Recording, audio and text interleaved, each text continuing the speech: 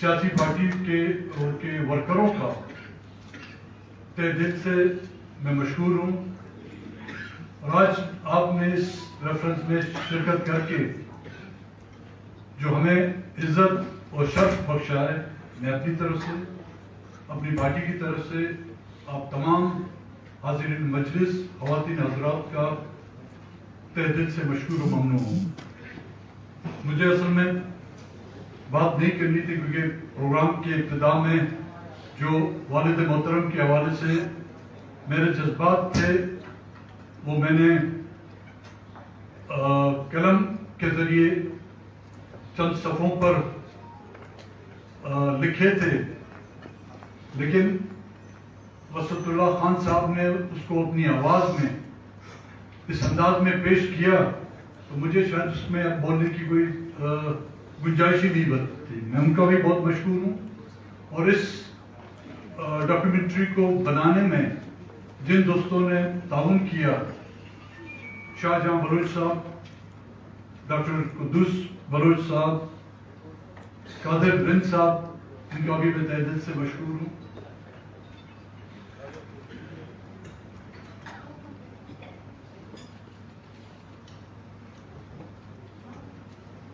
آج جس شخصیت کے ریفرنس کے حوالے سے ہم یہاں پر موجود ہیں، جس طرح کہ مجھ سے پہلے جنرل محمود شاہ صاحب نے، خان محمود خان صاحب نے، مولانا فضل الرحمان صاحب نے وہ تاریخی حقائق آپ لوگوں کے سامنے رکھے کہ کہاں سے ہمارے رشتے شروع ہوئے اور وہ سیاسی رشتے کہاں تک ہم پہنچے ہیں، کن مقاصد کے لیے وہ رشتے قائم کیے گئے تھے، اور آیا ان بزرگوں نے جن مقاصد کے لیے قید و بند کی صحبتیں کاٹی، اذیت گاؤں میں انہوں نے جو اذیتیں کاٹی، جلا وطنی کے دن گزارے، اس قوم اور اس علاقوں کے لیے، اس عوام کے لیے، کیا آج ہم ان کی قربانیوں کی، ان کی قید و بند کی، ان کی اذیتوں کے ایک لمحے کے لیے بھی کیا ہم لوگوں نے ان قربانیوں کو مد نظر رکھتے ہوئے ان کی جد و جہد کو آگے لے جانے کے لیے کوئی اقدام کیے؟ میں تو اپنی طرف سے تو یہ کہتا ہوں کہ شاید ان کی جد و جہد کے مقابلے میں ہم نے ابھی تک 1% بھی وہ جد و جہد نہیں کی ہوگی۔ انہوں نے زندگی کے اپنے بیشتر یا قیمتی ادوار جو ہے عیش و عیاشی کی بجائے جیل و قید میں گزارے۔ ہم وہ زمانے یاد رکھیں جو سیاست کرنا اس ملک میں جرم تھا، آج کل تو سیاست ایک فیشن بن گیا ہے۔ اس زمانے میں سیاست کا نام لینا جو ہے موت کو دعوت دینی تھی، آج تو سیاست کے لیے جو ہے نا آپ کے لیے خزانے کھل جاتے ہیں۔ ان ادواروں میں اور آج کے ادواروں میں دیکھیں تو زمین آسمان کا فرق ہے۔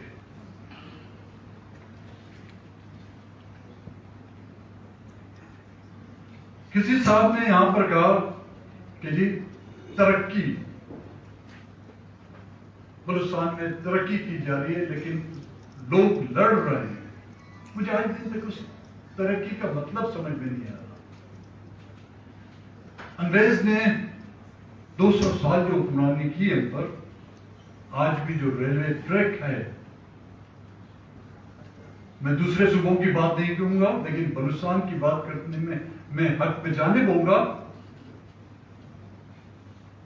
وہ ریلوے ٹریک جو سندھ کے بارڈر سے شروع ہو کر کفتان تک جاتا ہے، اس میں بریجز بھی ہیں، اس میں ٹریکس بھی ہیں، اس میں سنگلاخ پہاڑے بھی ہیں، اس میں سرنگیں بھی ہیں،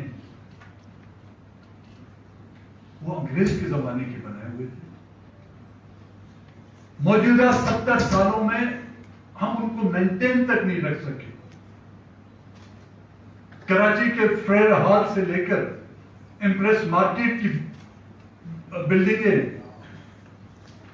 اور کئی جو عمارتیں کھڑی کی گئی ہیں وہ 200 سال سے جو ہے وہ ابھی تک قائم ہیں.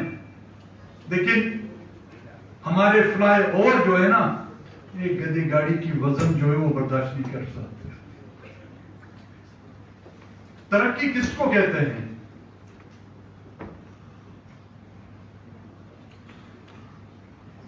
زنجیریں چاہے کسی بھی دال سے بنی ہوں، جب ایک آپ کے گردن میں ڈالی جاتی ہیں تو وہ توڑ کے غلامی کہلائی جاتی ہے. چاہے وہ سونے سے بنی ہوئی ہوں، چاہے وہ تانبے سے بنی ہوئی ہوں، چاہے وہ چاندی سے بنی ہوئی ہوں، چاہے وہ پلیٹینم سے بنی ہوئی ہوں، یا وہ جواہرات سے لدی ہوئی ہوں.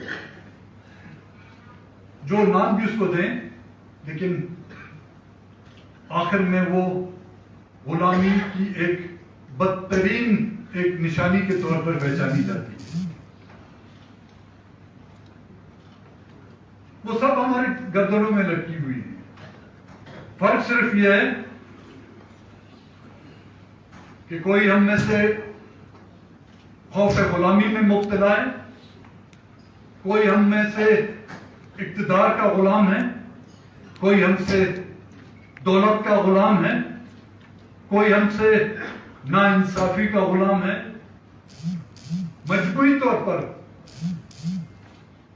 ہم سب اس ملک کی ایک کلاس اور ایک طبقے کے غلام ہیں، اور اس کو فوج کہا جاتا ہے.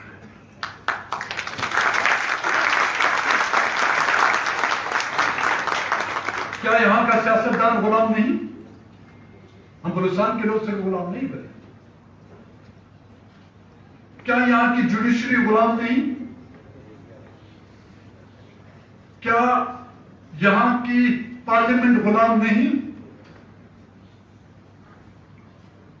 کیا یہاں کے ججز غلام نہیں؟ ہمارے کاروباری حضرات غلام نہیں؟ ہماری صحافت، ہمارا میڈیا کے غلام نہیں؟ کب سے یہ آزاد ہوئے؟ اور مجموعی ہماری پوری کی پوری عوام جو ہے یہاں کی غلام بنی ہوئی ہے. اور حقیقت دیکھا جائے، ہمیں اس غلامی کی زنجیروں سے اتنا پیار ہو گیا ہے کہ جتنا ہم اپنے لخت جگروں کو گلے سے نہیں لگاتے، لیکن اگر کسی نے ان طوق غلامی کو ہمارے گلے سے نکالنے کی کوشش کی تو ہم ان کا منہ نوچنا چاہتے ہیں.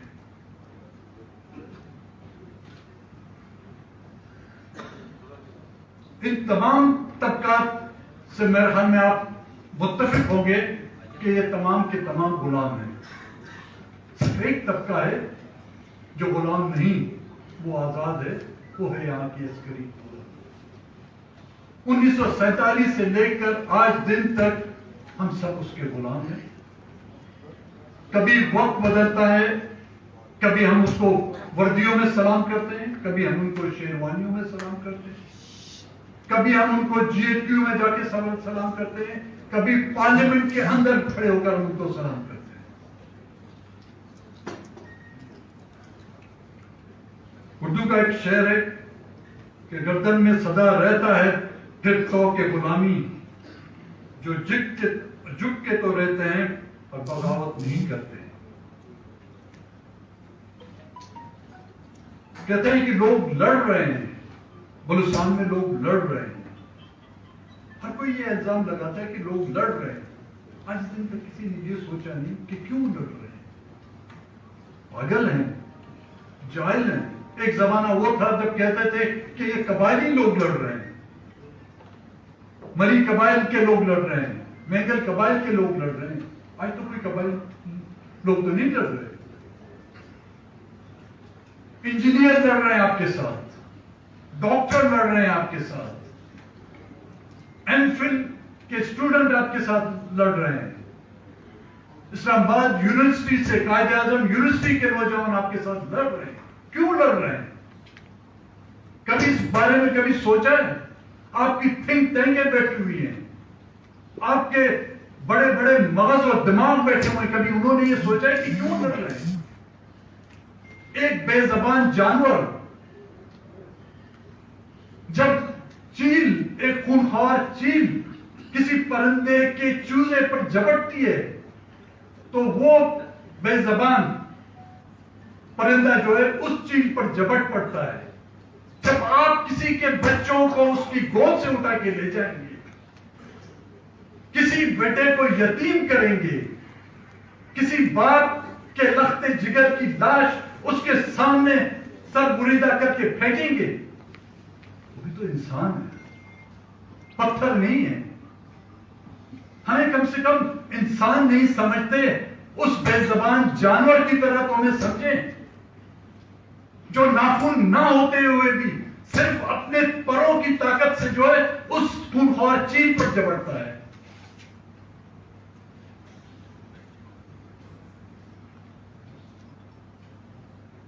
اور یہ نوبت آئی کیوں؟ اس لڑائی کی نوبت کیوں آئی پھر؟ کیا یہی اکابرین نیشنل عوامی پارٹی کے پلیٹ فارم پر ملک گیر سیاست نہیں کر رہے تھے؟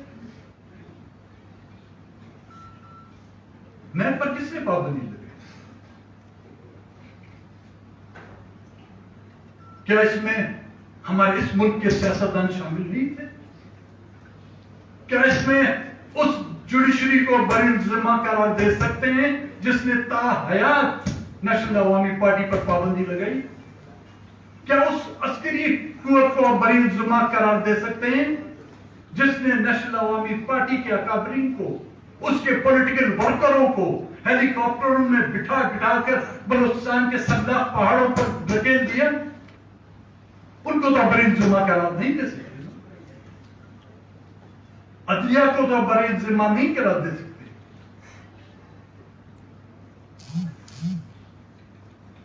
سینکڑوں لوگوں کے قتل میں ملوث لوگوں کو آپ بری ذمہ قرار دیتے ہیں اور ان کو باعزت بری کر دیتے ہیں.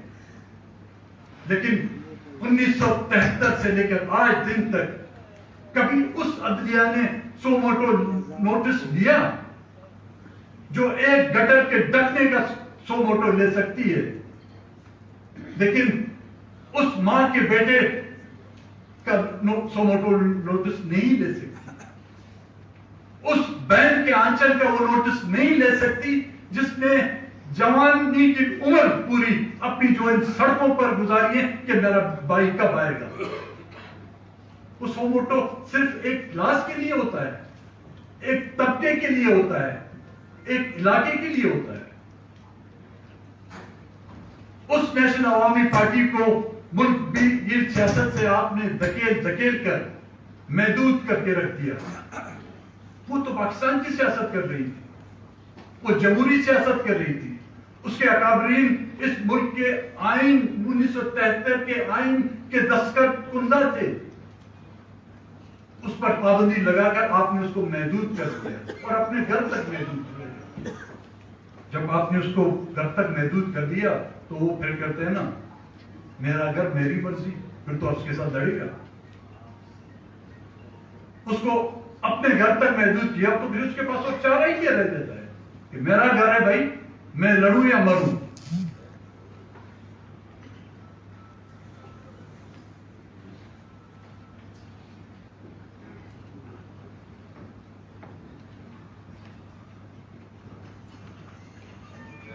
مایوسی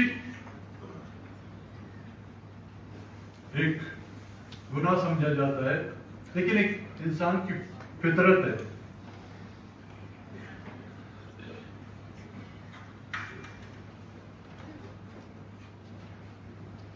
انسان جب مایوس ہو جاتا ہے تو وہ مسلطوں مذاہب کو بھی تبدیل کر دیتا ہے, وہ فرقے بدل لیتا ہے,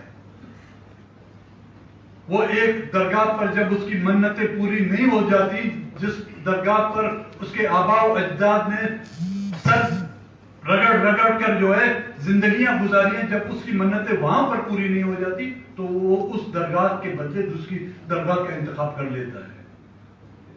ہمیں مایوسی کے آپ لوگوں نے کچھ حد تک پہنچایا ہوا ہے۔ میں بذات خود اپنی بات کرتا ہوں، مولانا صاحب بیٹھے ہوئے ہیں، محمود خان صاحب بیٹھے ہوئے ہیں، میں مایوسی کے اس حد تک پہنچ چکا ہوں۔ اگر اپنی پارٹی کی بیڑیاں میرے پیروں میں نہ ہوتی تو شاید میں آج یہاں پہ نہیں ہوتا، کہیں اور ہوتا۔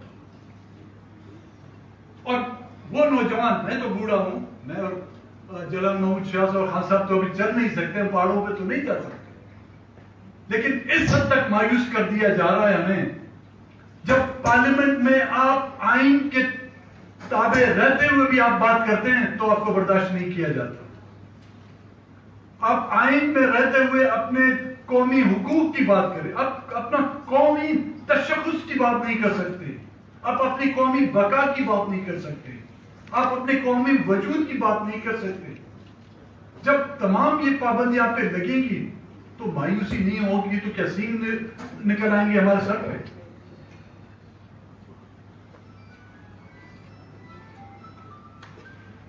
یہاں پر چارٹر آف ڈیموکریسی اور چارٹر آف اکانومی کی بات ہو رہی ہے، یہ سب بے معنی ہیں۔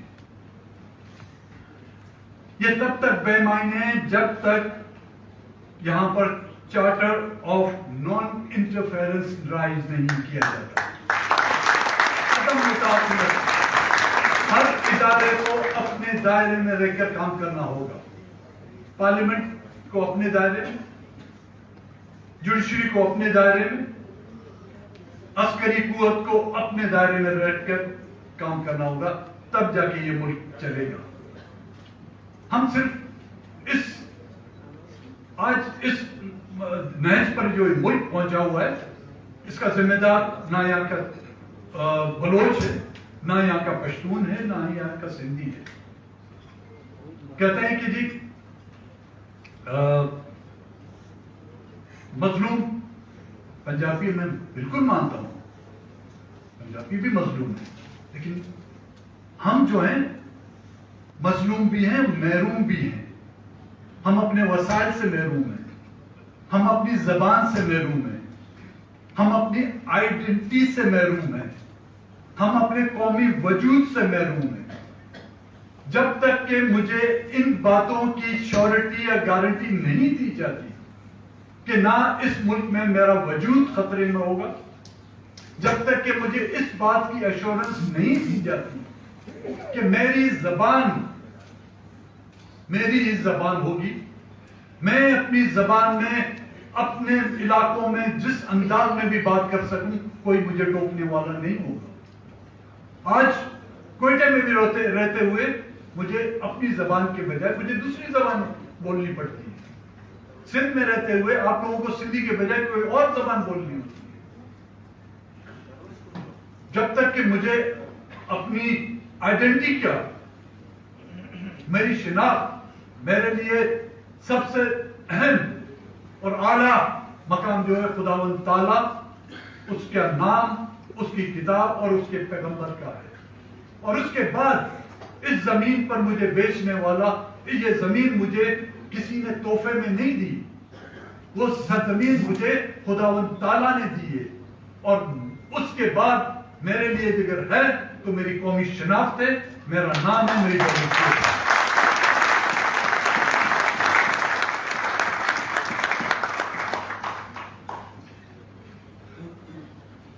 خان صاحب کی مہربانی کہ انہوں نے میرا نام لے کے کہا کہ میں اس کے بارے میں نہیں کہوں گا۔ انہوں نے تو ایک وجہ بتائی، میرے پاس تو کئی وجہ میں کچھ نہیں بول سکتا۔